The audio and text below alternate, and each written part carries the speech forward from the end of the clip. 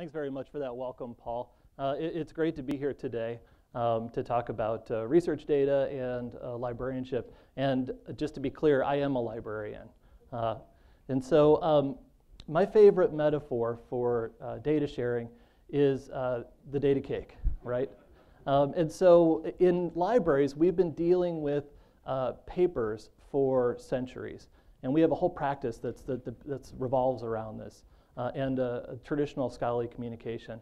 But I'd argue that this really represents like the frosted cake, the part that's disseminated. And that what we want to do in facilitating data sharing is we want to share the raw ingredients, the research data, the recipe, so that we can enable our researchers to bake their own cakes, essentially. And somebody took my notes.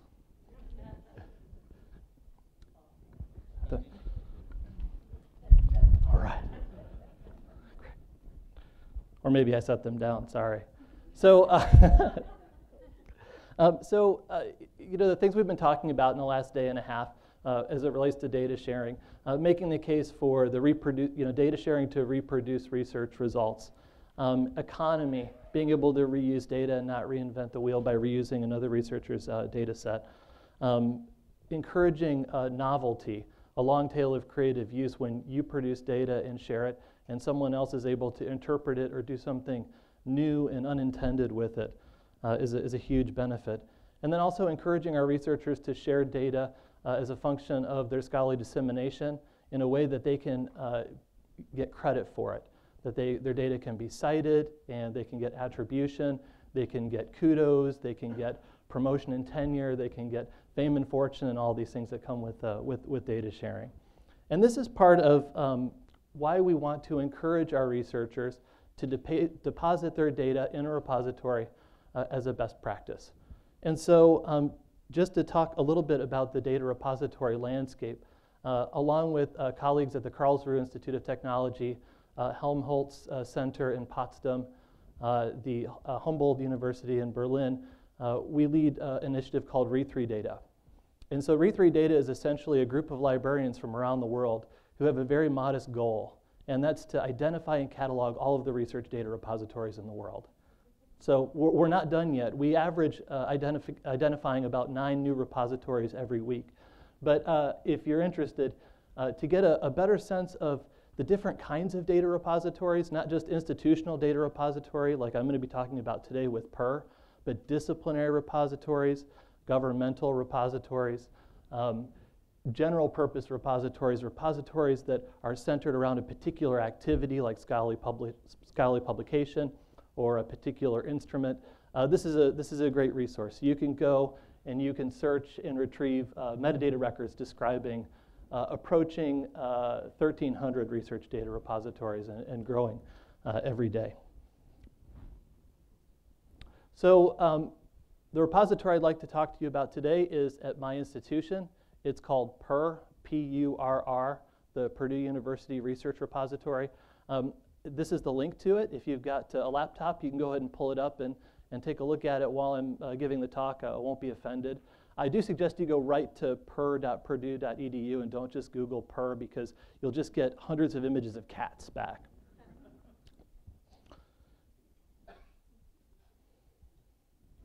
So I should clarify, so we have 3 repositories at Purdue. PURR is the institutional data repository. It's based on the HubZero software that was developed at Purdue also. It's hubzero.org is the website. We have 2 other repositories. We have a repository called Purdue ePubs, which is our document repository that's based on the Digital Commons software. And then our 3rd repository is called Purdue eArchives, based on Content DM, and it includes digitized archival collections. So even in our institution, we have these 3 different repositories for 3 different purposes that are operated in 3 different divisions of the library. But I'm going to focus the talk on PURR today. And in the context of collaboration, PURR is truly not just a library's initiative.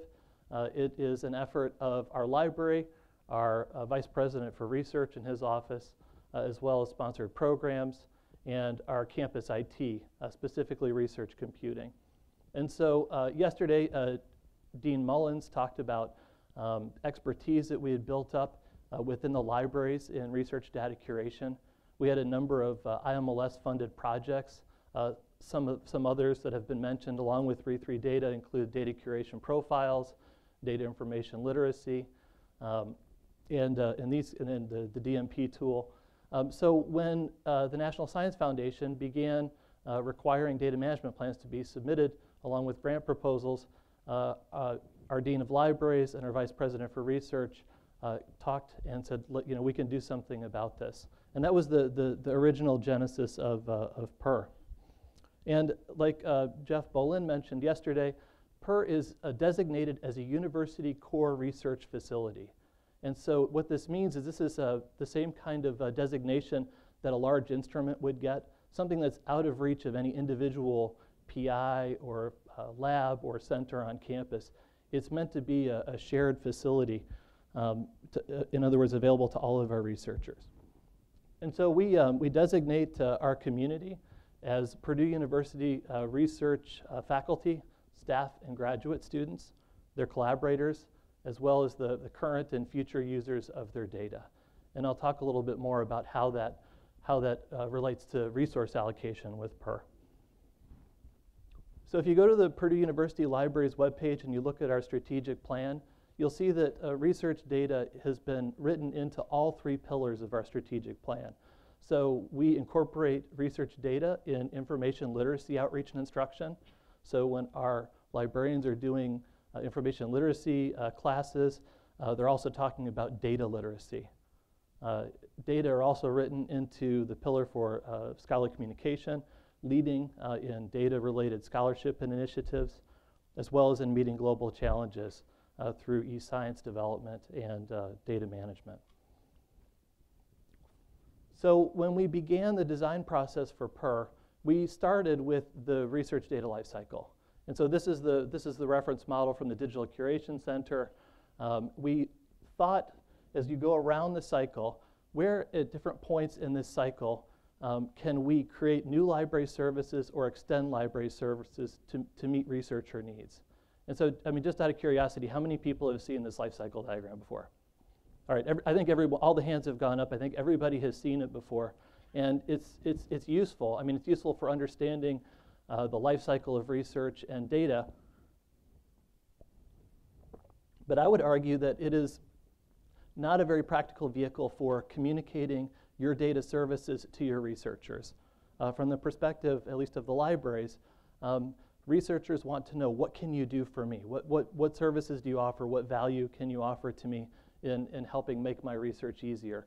And so the way that we represent this to our faculty looks more like this. And so this is the postcard that we sent to all of our faculty members on our campus advertising the PUR service.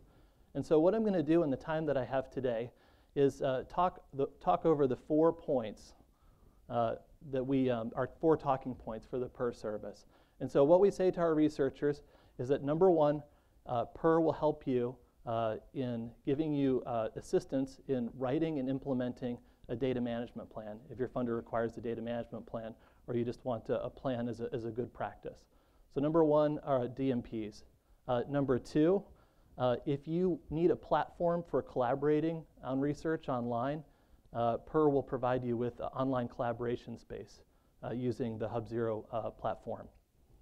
Number 3, PUR gives you the capability of publishing your data in a scholarly context with a DOI and descriptive metadata so that people can find and understand your data, and you can track some metrics for usage and for impact. And then number 4, PUR will give you a platform for archiving your data. So if you've written a data management plan and you've made commitments for long-term stewardship of data, PUR will give you that capability, and I'll talk a little bit more about what that means and what the parameters of those archiving services are. So those are the 4 bullet points: DMPs, collaboration space, publishing data, and archiving data. And so Sylvie Brodère was talking about creating pathways. This is essentially the pathway we're trying to create. It's a very complex landscape with data curation, and so we try to distill it down into these 4 talking points. And of course, there's more complexity behind them, but this is how we represent the service. And so I'll start with number 1. If you need to write a data management plan, you can go to PUR, and we have boilerplate text that you can copy and paste into your proposal. And we hope that you'll modify and enhance it.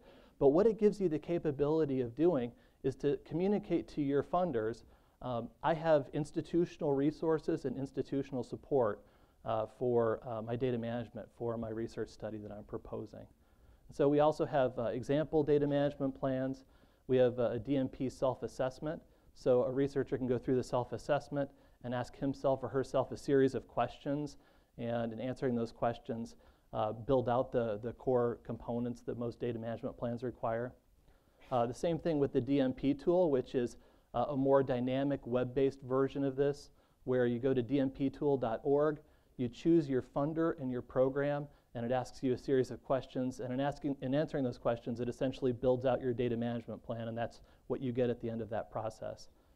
And then also, with our research office, we've done a series of workshops on how to write data management plans. I think that we've done 7 or 8 of these. The last one we recorded and put up on the PUR website for people who couldn't attend in person. And we also have a number of tutorials and other kinds of help that many of your libraries probably also provide to your researchers on data management. The other thing that we try to do with PUR is we try to use PUR to open doors, to create new opportunities for our subject specialist liaison librarians to interact with researchers on data. And so these are essentially reference interactions, as well as our research data specialists, which I'll talk a little bit more about later. So that's number 1, data management plans. I should note that when our researchers submit proposals to funding agencies, there's a cover sheet that goes on the proposal. So the proposal is submitted on behalf of the researcher, and there's a question on that cover sheet. It asks, does your funder require data management plans? And if the researcher checks yes, then the next question is, do you intend to use PUR? And we actually track those submissions. And we track grant awards, and I'll talk a little bit more about that process in detail in just a minute. But the evidence of this, and also I think this is good evidence of the collaborative relationship that we have with our sponsored programs office, is that this is the bulletin that goes out to all of our faculty. And it's essentially how does the grant submission process at Purdue. And it's a little bit small, but in the center there you can see that illustration of does your funder require a data management plan? If so, are you going to be using PUR? And this came from our sponsored programs office, not from libraries. So that's number 1, that's DMPs. Number 2 is using PUR as an online collaboration space. And so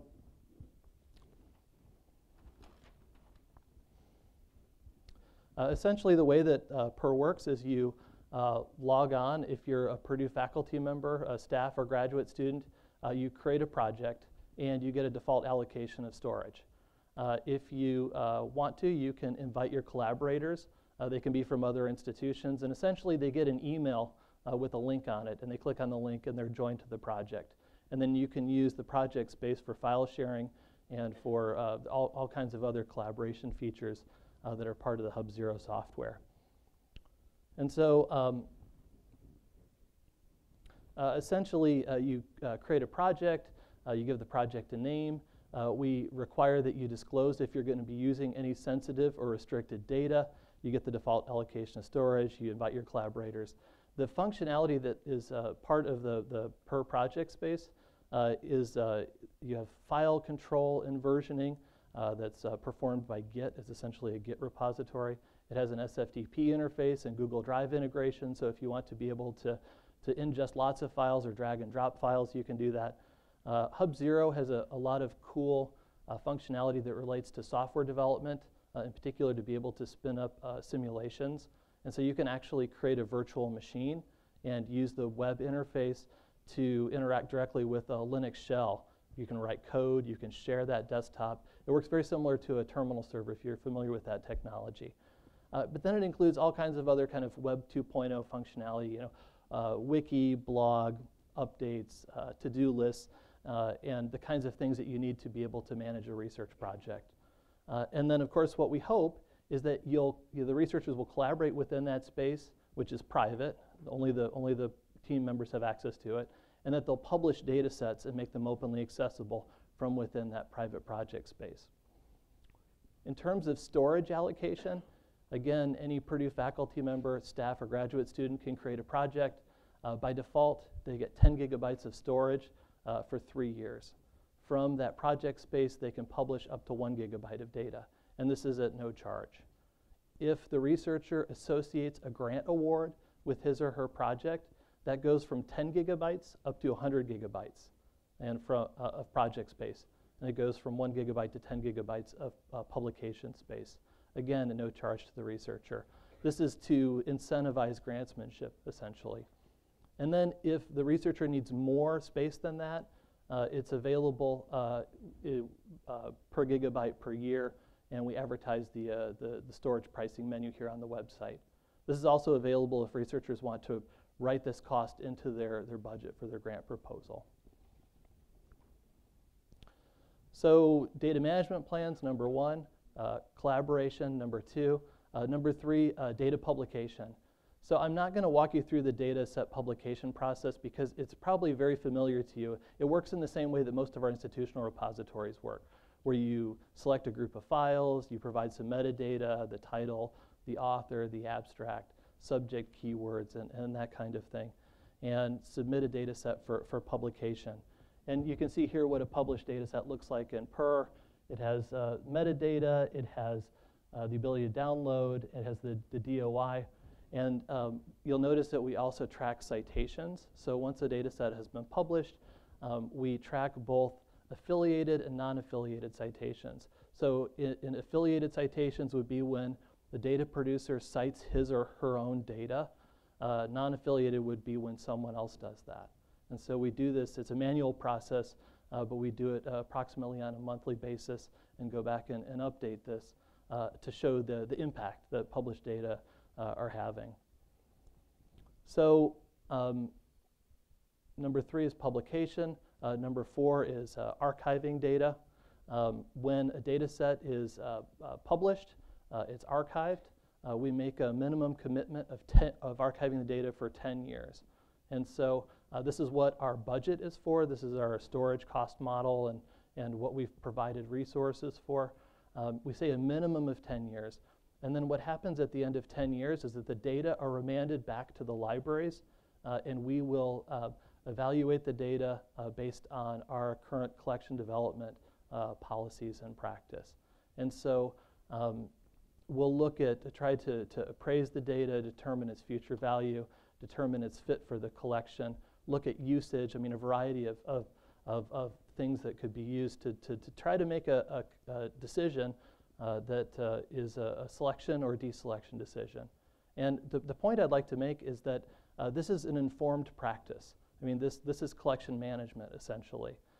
It is not realistic to say we are going to keep all data forever.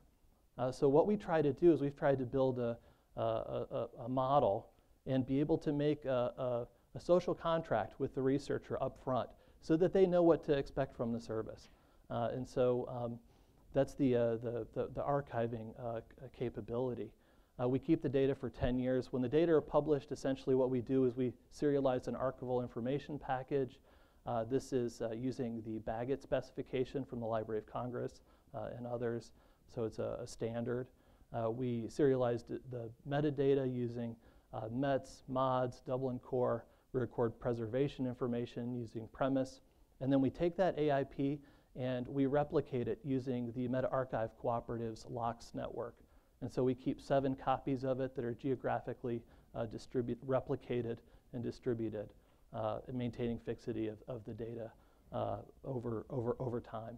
And our archivist, Carly Dearborn, is in the back. If people have questions about that, you can ask them.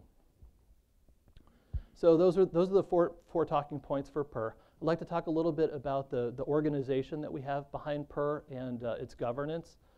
At the top, we have a PUR executive committee that consists of the Dean of Libraries, the CIO, and the Vice President for Research. And they meet approximately once a semester. They deal with resource issues, how we're funding PUR. They hear a report from me and deal with important policy decisions. The other thing this does is it lets everyone know in this collaboration of libraries and information technology and the research office that this collaboration is supported from the highest level. Sometimes there's a tendency for silos to form within organizations, or my favorite term is cylinders of excellence. But this keeps all of us aligned. That's at a very high level. At a medium level, kind of closer to a monthly operation of PUR, we have a PUR steering committee. And so this includes 2 representatives from libraries, 2 from IT, 2 from the research office, and 3 researchers who represent our user interests on the PUR steering committee. And we meet on a monthly basis and deal with prioritization, development roadmap, and kind of more month-to-month type issues. And then kind of closest to the ground, we have the PUR project team, which is just the folks who are dedicated to working on PUR. That includes myself, half-time as the project manager. We have approximately 4 FTE who are in software development or other technology-related areas, DBA, security expert, middleware person, et cetera. We have a Hub Zero liaison who handles trouble tickets and technical support issues. We have Amy Barton, our metadata specialist, and so some of the metadata I was talking about before, she's the architect of that and helps us to continue to develop and improve our metadata for PUR. Carly Dearborn, our digital archivist, who put together the OIS referenced archiving scheme that I very briefly described. We have 1 FTE for a repository outreach specialist. This position is currently vacant. And we have 1 full-time data curator. And so the role of the data curator is working with primarily existing data collections at PUR and at Purdue and ingesting them into PUR. And so these are the folks who are meeting on Thursdays and dealing with the operational issues and support and development of PUR on a week-to-week basis. We also have as key players our subject specialist librarians who are, they're embedded in their respective departments. They have relationships with the faculty members and they understand the culture of research in the department. And we support them in being able to interact with faculty and adopting and utilizing and improving the service. And then we also have data services specialists led by Scott Brandt in our research data division, who also have expertise or helping librarians, working with researchers, doing sponsored research that's very data intensive, and embedding some of these tools into their workflow so they can utilize PUR. So I mentioned before about how we're trying to use PUR as an opportunity to open doors for our librarians. And so I'll give you a couple of examples of this. This is essentially the workflow for PUR. And so at the beginning, our librarians are consulting on data management plans. So they may be reviewing data management plans and making suggestions, advising on common standards to use, maybe helping to actually write the data management plans in some cases. So when a new project is created in PUR, we look at the department affiliation of who created the project and relate that to a subject specialist liaison.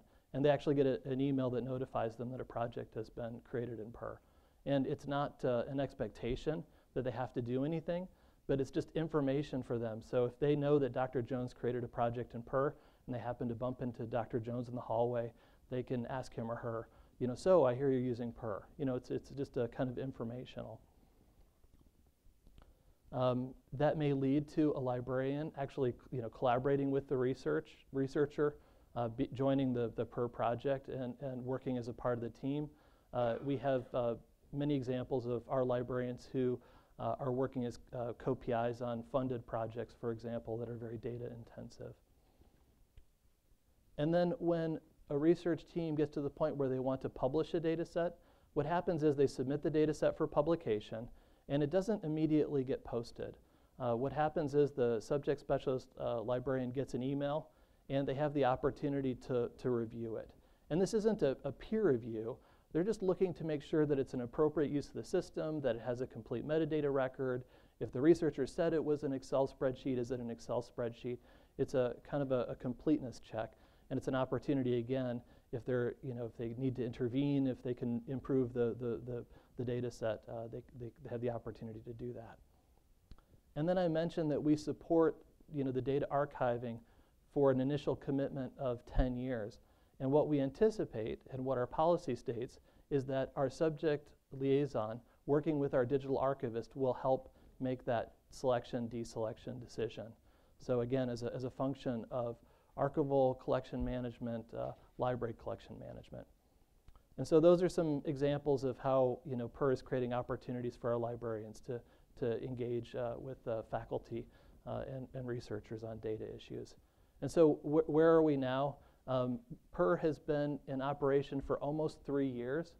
These are some kind of early indicators of uptake. Like I mentioned, we track data management plans and grant submissions, and so we know that we have 1,472 DMPs that explicitly include PUR in them. We know that 172 awards have been made.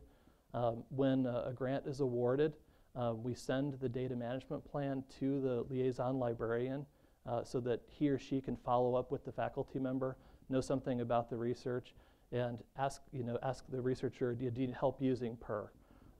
It's also an opportunity for us in the PUR team to get feedback from early adopters. So, is PUR meeting your expectations, that kind of thing? Are there new features you'd like to see?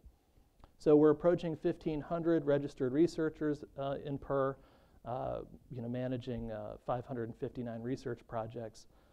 We've been focusing on the early part of the research data lifecycle. So we've been focusing on new projects as opposed to going around and chasing too many like legacy data collections. So we only have 239 data publications from 135 different co-authors. And like I said, we've been tracking the citations. We've got 200 citations that we found to data sets in our repository. And we hope that these numbers will only grow over time. We've had this experience with our document repository where the curve kind of starts out slow. You're just kind of building up to critical mass, and then it grows more exponentially. And we hope this is the case as data sharing becomes more of the norm, as more people become aware of the service that we offer, as they utilize it, and as they get positive reinforcement in terms of the impact they're having. So through citations, also the repository sends an email monthly usage report, so you have an idea of how many people use your data on a monthly basis. We also have looked at all of the proposals that have gone out of the university, and for funders that require data management plans, 55% of Purdue researchers use PUR. Now it's optional, they don't have to, but it's a utility for them. It may be that it's more appropriate for them to use a disciplinary repository or the funder's repository. It's an option for them to utilize. And so just to wrap up, again, kind of hearkening back to Saeed's talk yesterday, I think that repositories are one part of the data ecosystem. I think that, in particular, I think institutional data repositories are especially well suited for long-tail data. So many large data projects have their own data management solution built in, and maybe these aren't the best fit for an institutional repository. But you need to have organizations that step up to take stewardship of data. And so, in the case of a university, it makes sense for us to have this capability as a university and to serve our entire research community, much like our libraries serve our entire research community. But repositories are really just one part of the picture. There's a whole wide landscape of cyber infrastructure. And I think that we're at a great moment in time now where these technological infrastructures are converging, but also I think the social infrastructure is converging as well through organizations like the Research Data Alliance and through symposia like this one here today. And so with that, I'll take any questions, and thank you for your time.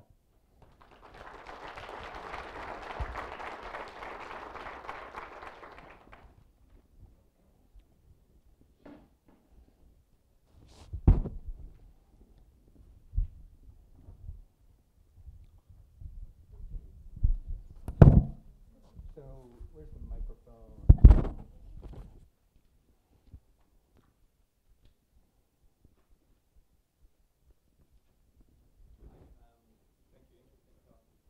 How do you track citations to your data set?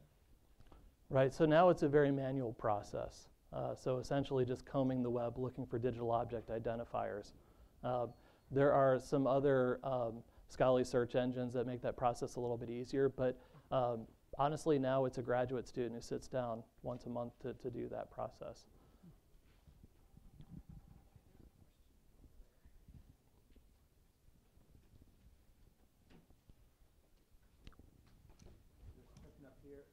Here, and then over here. Okay, Mike, I just want to ask you, because you mentioned about file sharing, and I wonder if you have data or if you know how many of your faculty members use Dropbox and other commercial data sharing functions, and then how many use the university's Zero Hub. Right. So we know from an analysis of data management plans that we did 2 years ago, we looked at 111 NSF proposals. At the time, NSF was our main funder that required data management plans. And out of the 111, that sample, we found that roughly half were using PER. We looked at the ones that weren't using PER, and approximately 30% of them were using some local resource, a departmental file server, something like that. There were another sliver of about 10% that were using some disciplinary repository, and then other. And so other would maybe things like Dropbox or Google Drive or something like that. At the time, we didn't drill down into it. I'm interested to know from a panel reviewer's perspective if that is an adequate form of preserving your data.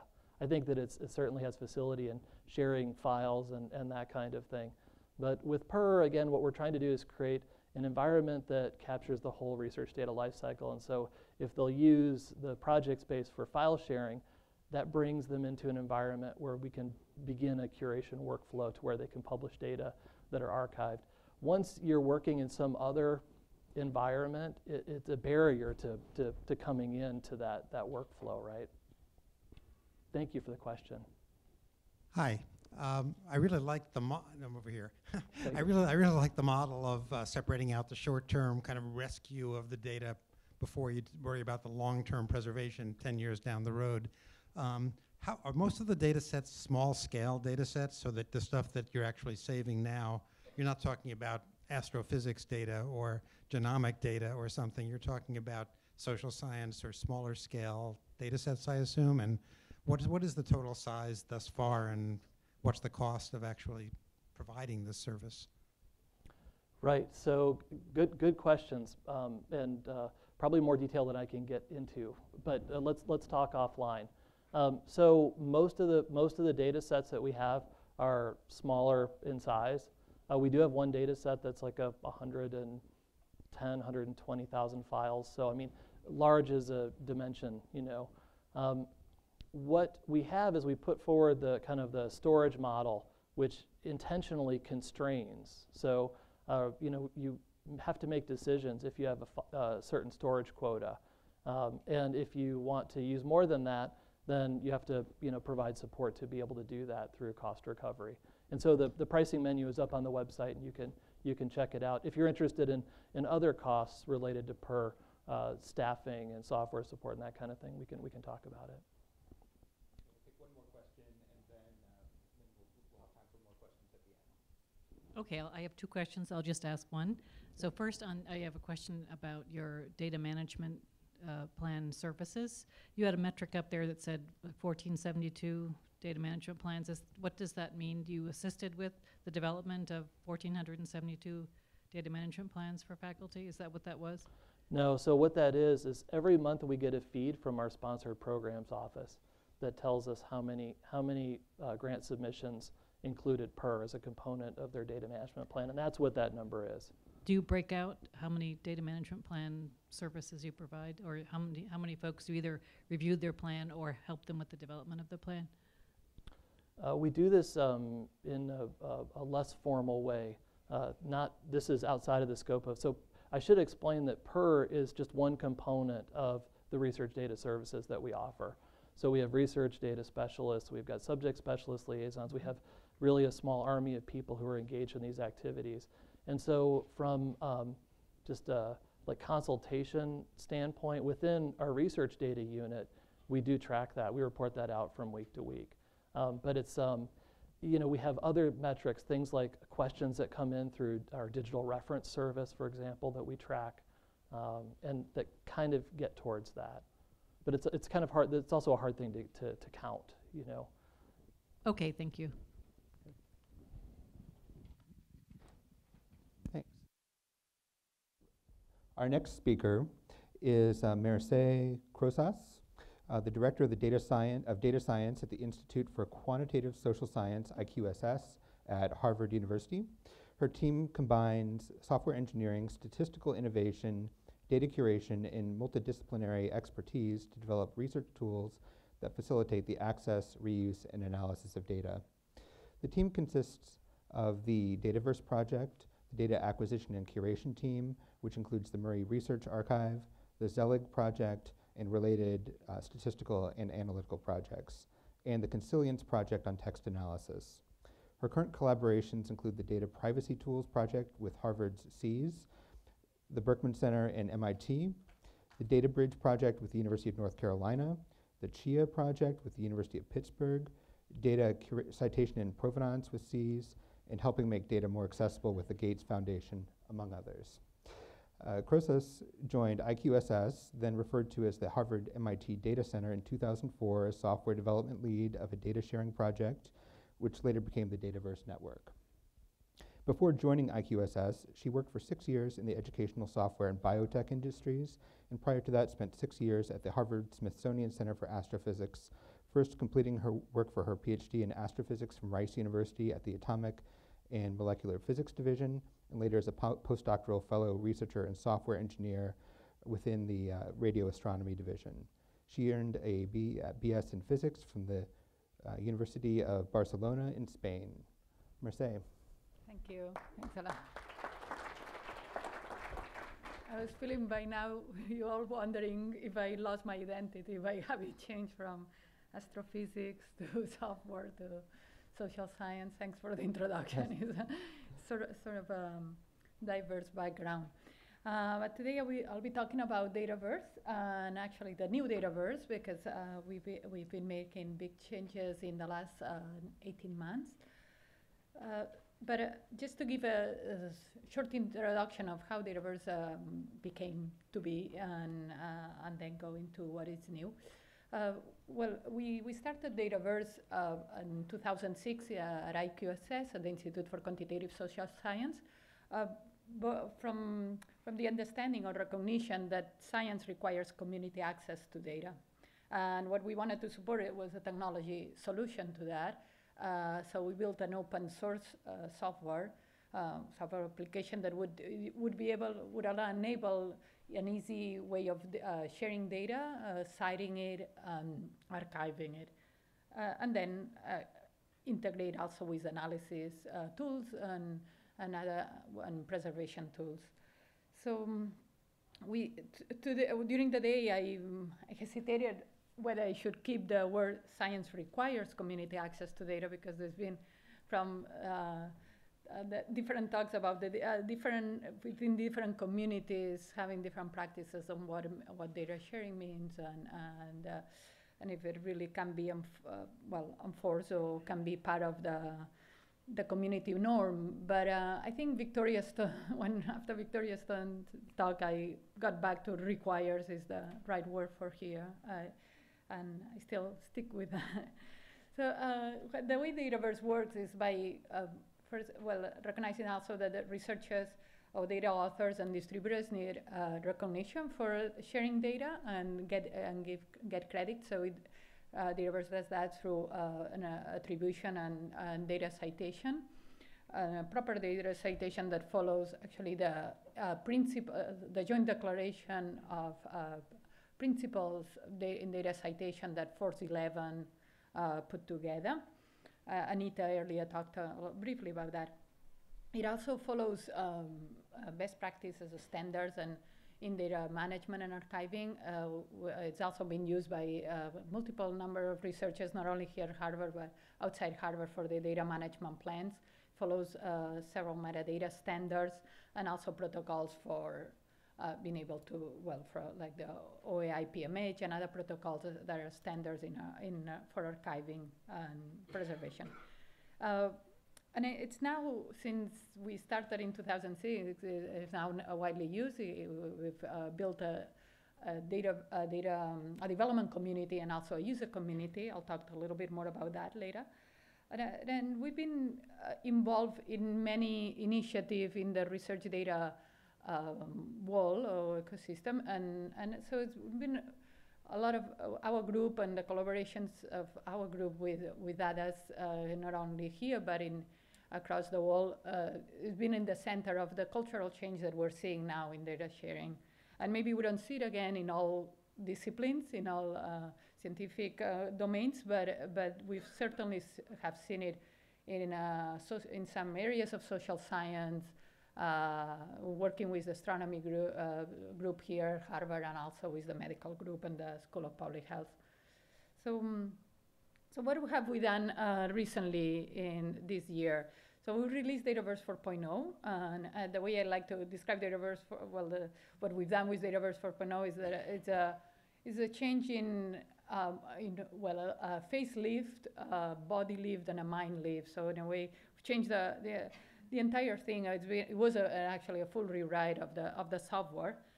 So it was 18 months of work, but that was the way we did it was by engaging in usability testing and getting a lot of feedback that prescribed basically what we needed to change in the UI and the user experience of the software. We also looked by engaging with different areas of the community like Force 11, the Research Data Alliance, RDA, and other groups to evaluate what was needed for to support a good workflow for data publishing and good standardization of metadata across scientific domains. And also we just upgraded the technology. So Dataverse basically is it's the software. When you have an installation, you can have as many Dataverses as you want in your installation, and each one is a container of your data sets or virtual repository with your data sets. And in 4.0, a Dataverse can contain multiple Dataverses, so you can have a hierarchy of Dataverses, and it can go as far as you want. So a Dataverse can have sub-Dataverses, and those sub-Dataverses can have sub-Dataverses, etc. And we define a data set as a unit that includes metadata, and I'll show you later. It's metadata at the citation level, at the description level, at the domain level, and also at the file level. And then it can contain as many files as you want. There will be some data files, but there might be some documentation files that go along with the data to describe what is in the data file, or there is a code book that describes the variables in your data file, or the questions in a survey. And sometimes there is code. It might be just a form of a script, so a short code for replicating an analysis. I want to point out that I agree with Victoria also that software is not data, and it probably requires a whole other set of another way of doing being able to sharing it, citing it, and preserving it. But usually the code that is included in the data set of within a Dataverse is a script or do file or so that goes with a statistical data file that will help to just reproduce either the tables or the graphs that are published in an article. So just some part of the code. If you have additional software that you point to that, you can point it through the metadata to the software in GitHub or in another location.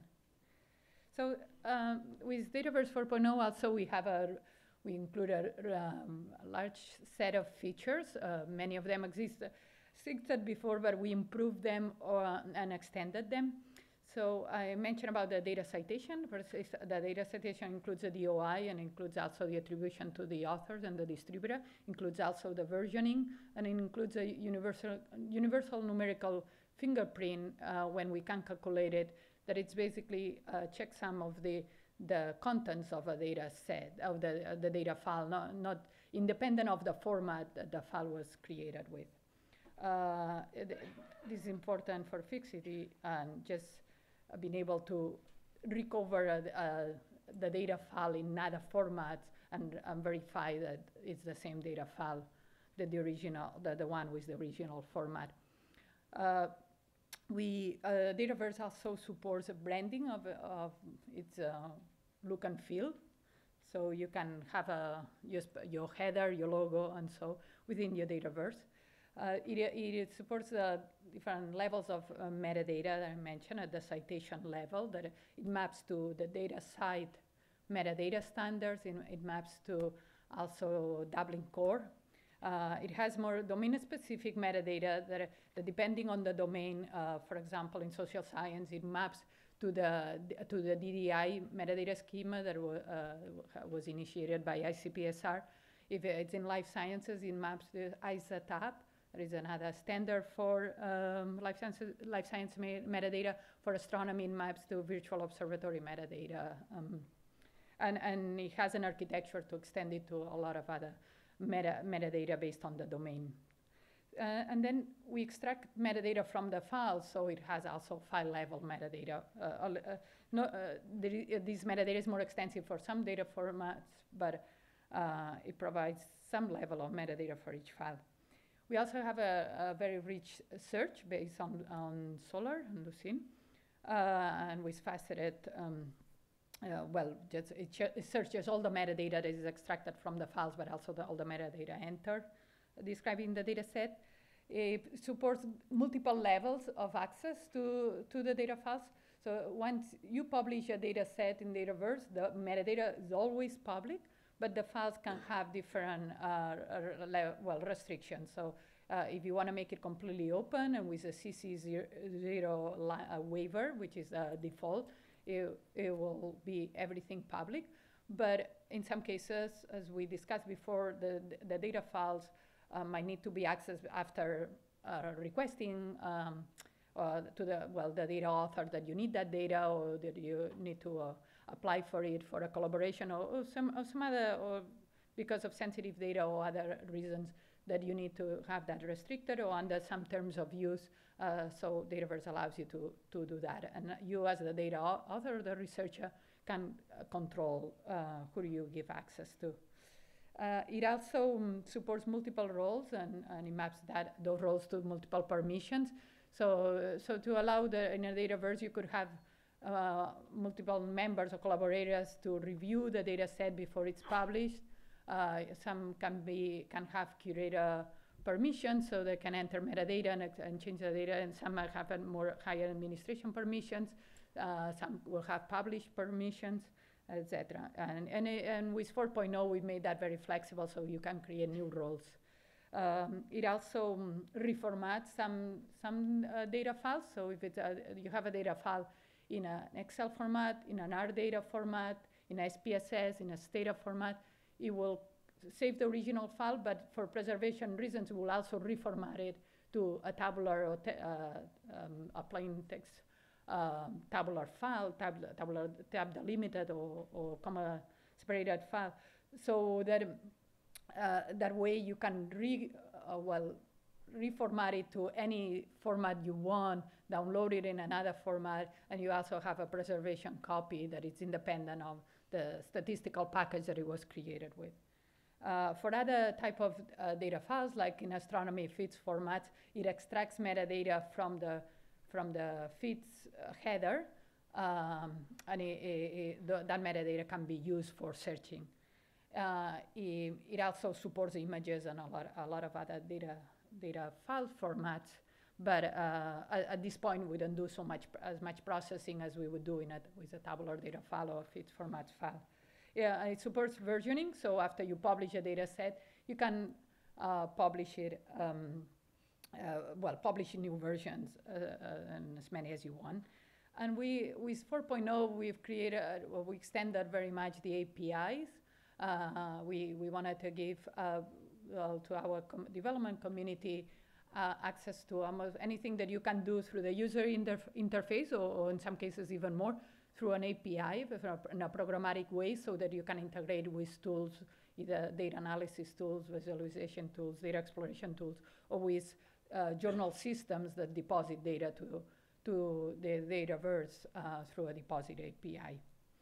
I will not go into all the details about the technology, but we've been we've then in the last year doing a review of all the technology that we use and upgraded it to the latest that we found was more well appropriate for a data repository of that size that needs to scale and again be distributed, so any organization or university that wants to use it can install it and use it from their own.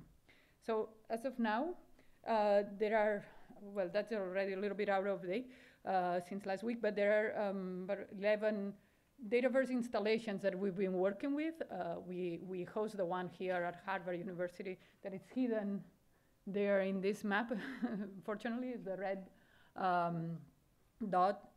But we've been working with several universities in Canada. Each one of these installations can support several universities. I mean, there is only two basically that are public repositories open to researchers all around the world, and those are the one are here at Harvard, the Harvard Dataverse, and also the one in UNC in UNC Chapel Hill with the Odom Institute.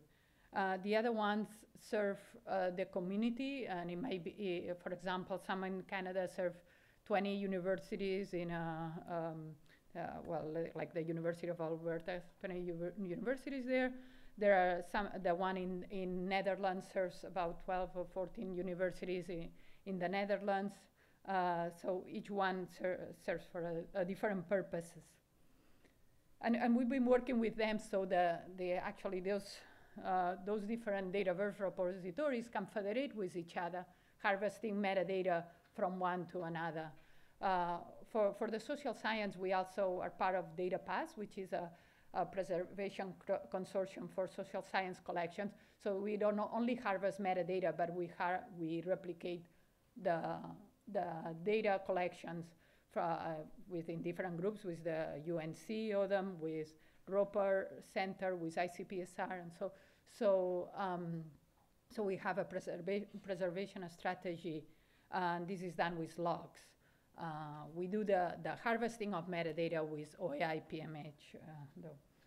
So in a way, we as of now, we don't have all those connected in a federated or in a harvesting way, but we're working on that. So all of them want to be part of the Dataverse.org federation system, basically. So in any of them, you could search and find data sets in another Dataverse repository installation.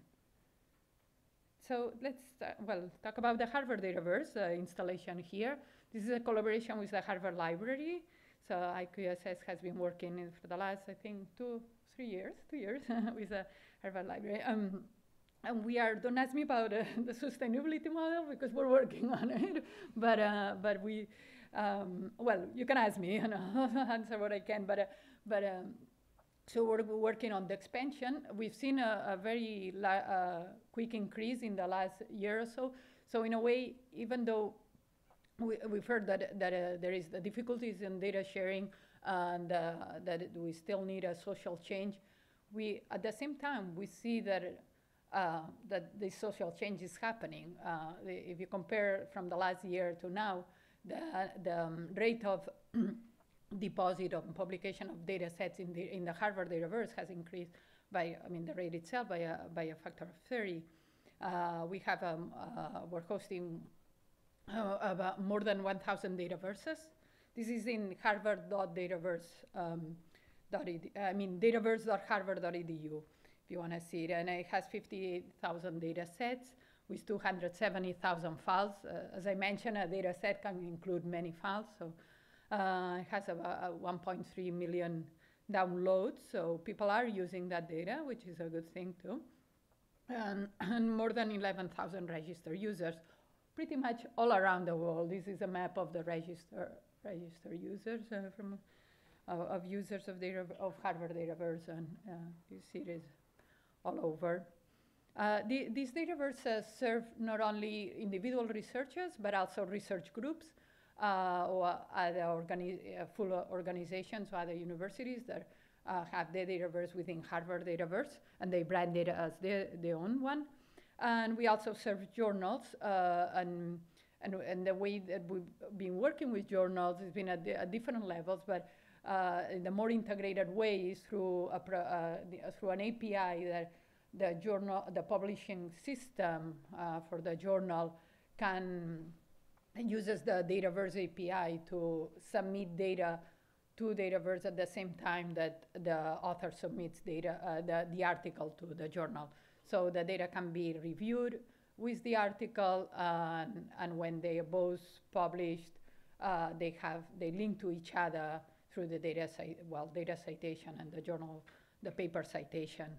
So that linkage is created automatically. So here's the Harvard Dataverse, and again at dataverse.harvard.edu.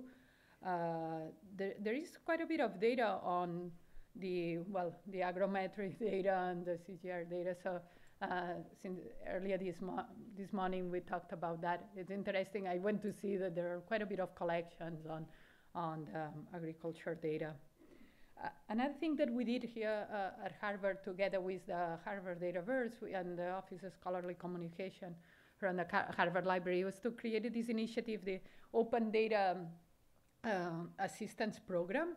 And it's just in initial stage, but what we've been doing is providing training, some information through the website, but also training for researchers here at Harvard.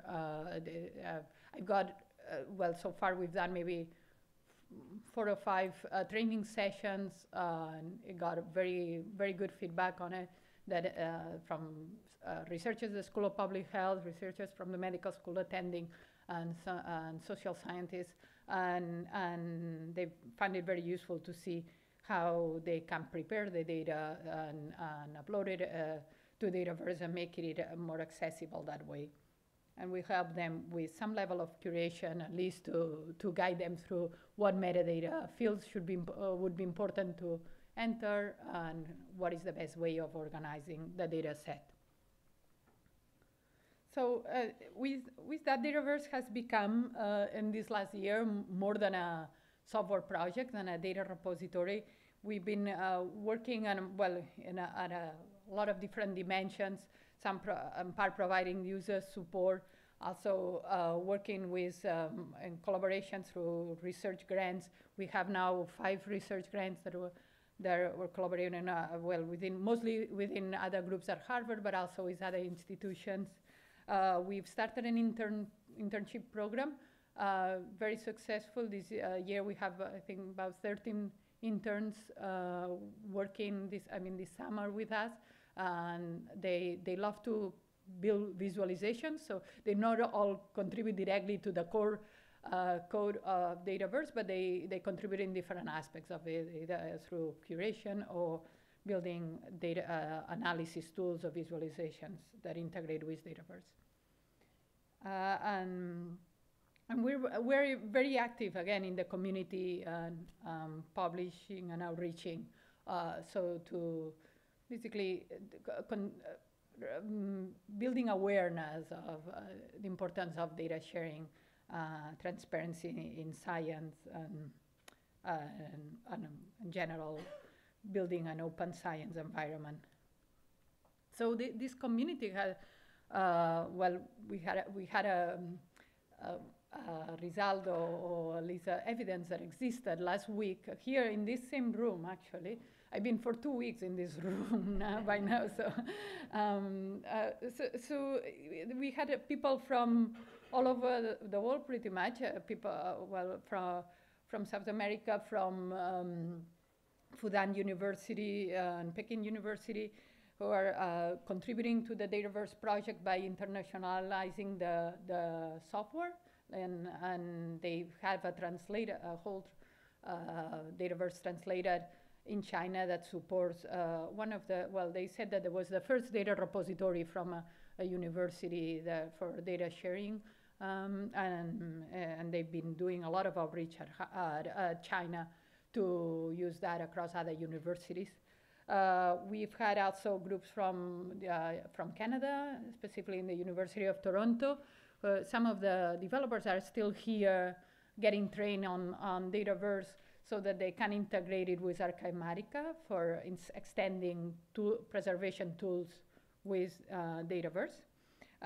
We had also from the University of North Carolina, the whole group that have been working with us to integrate Dataverse with iROD, which is a large intelligent file system, basically.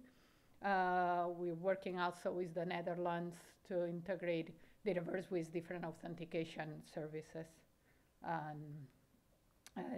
I see Kate here, that was also in the meeting last week. So what I mean, to me, that was a sort of a guarantee, that the project is now at the stage that years ago we were thinking, when we get to that we actually have a community, right? That we have developers and users engaged with the group here, so that they are extending the software.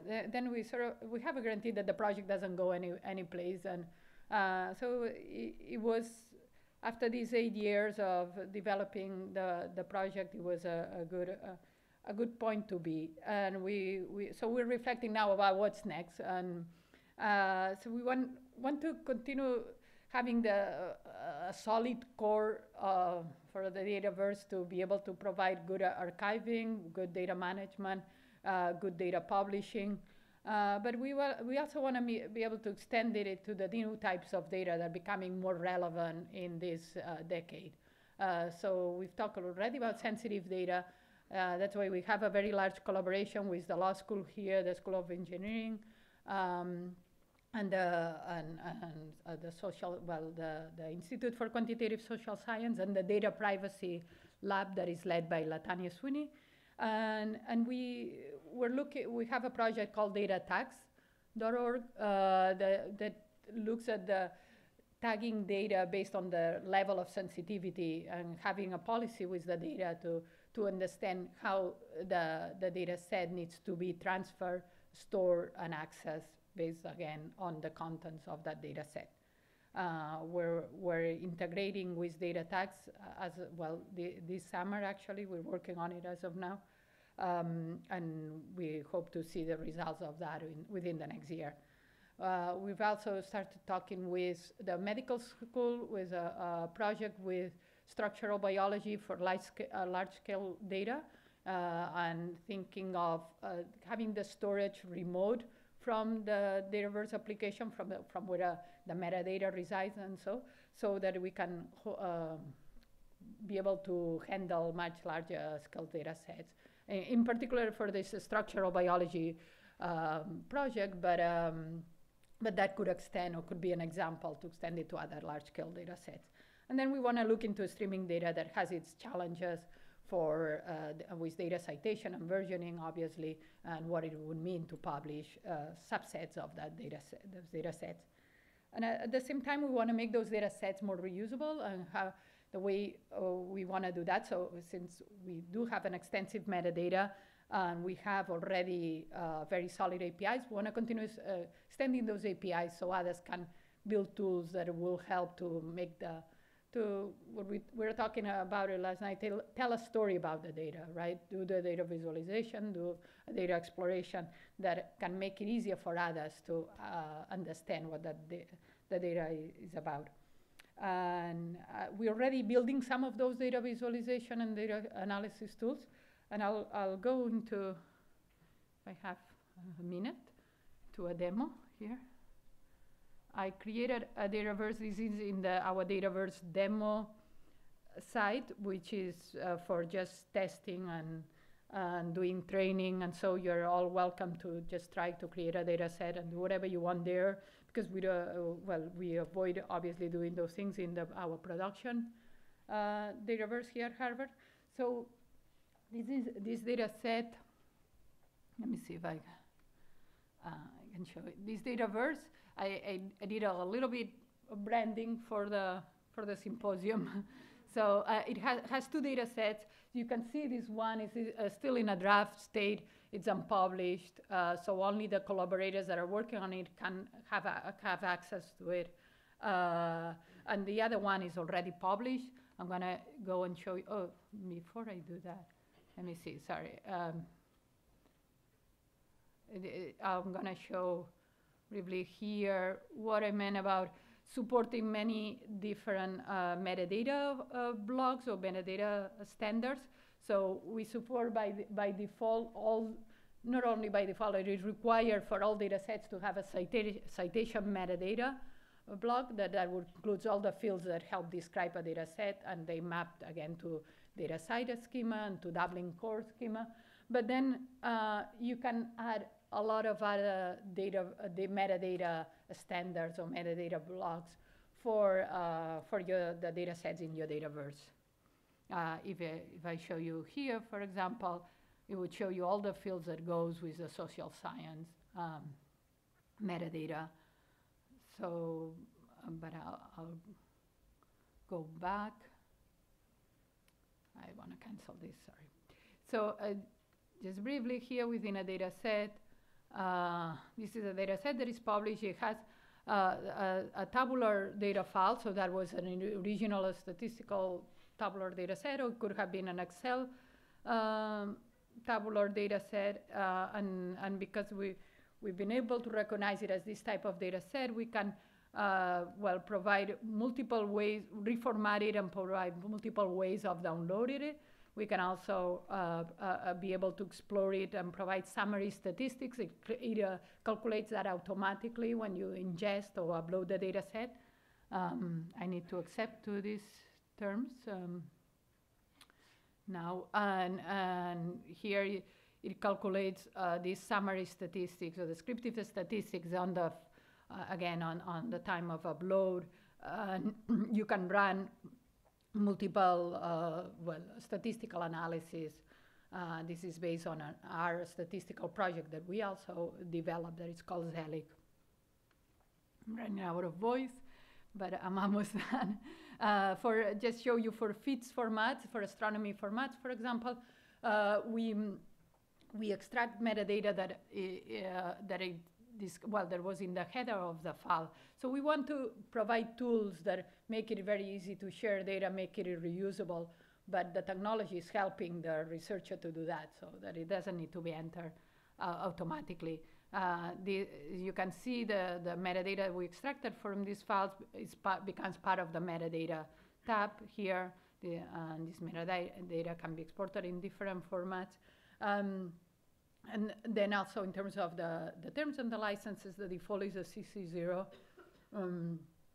And here just to show the versions, for every change that you do, either in the metadata or uploading a data file, when you publish that change, it creates a new version, and it automatically keeps what the difference between one version and another, so that you can track also for this for your data management. And I think I will finish here. I'm open to questions. Thank you.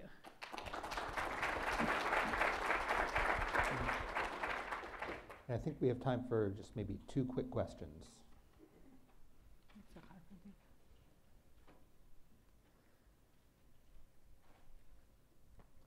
All right, well, join me in thanking our, oh, is there one? Oh, sorry. Thank you. No, actually, this was about the Purdue system. Is that what we're asking? Can we ask questions of both panelists? Absolutely. Or? Okay, right, thank you. So I just wanted to ask about DMP tool.